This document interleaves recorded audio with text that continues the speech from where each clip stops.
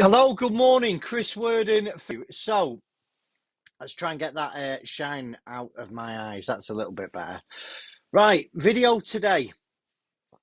There is literally only one way you can close a business that is taking a bounce back loan. Now, I hope everybody is getting comfortable.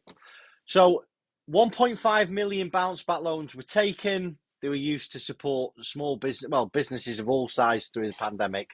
The reality is most people now, a lot of people now haven't bounced back.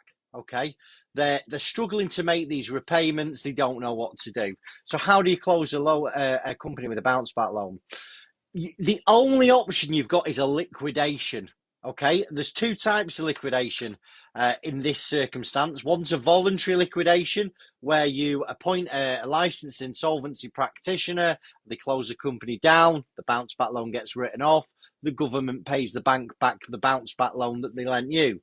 Number two is a compulsory liquidation. If you don't do anything, because you've got no money, you've got no way to pay an insolvency practitioner, the bank will start enforcement action against you. So that'll be letters, phone calls, eventually bailiffs at the door. And then if they don't get anywhere over a period of time, what will happen is they will issue a winding up petition against your company. You'll get a day in court and you'll be forced into liquidation. Now, the reason why this is the only way you can you can close a company that's taken a bounce back loan is the banks can't claim their guarantee unless a company goes into an insolvency procedure.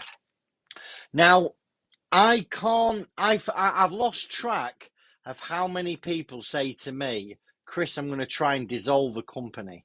Or, Chris, I've dissolved the company already under my accountant's advice. Now, if you are one of those who have dissolved a company with a bounce back loan, you've sort of slipped through the net. And there's loads. The first quarter of last year, there were 40,000 strike-offs, dissolutions on Companies House. Quite a large number. There'll be a lot of those that took bounce back loans.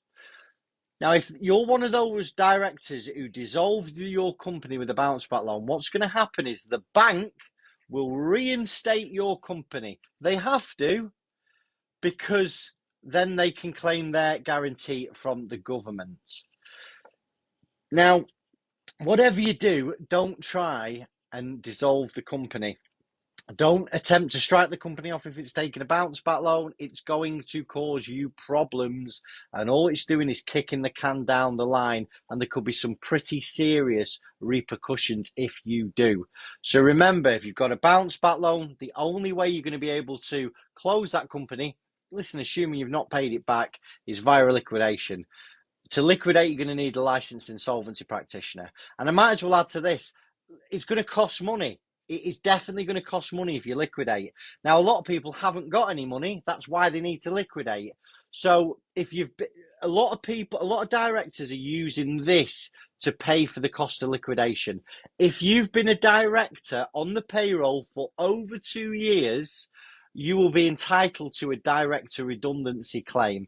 The average claim in the UK is £9,000. Listen, that depends on age, time in service. If you've only been in the company a couple of years, your claim will be about £3,500, £4,500. But the key thing is you can use that redundancy claim to pay the liquidator, which wipes out the debts and allows you to get on with your life.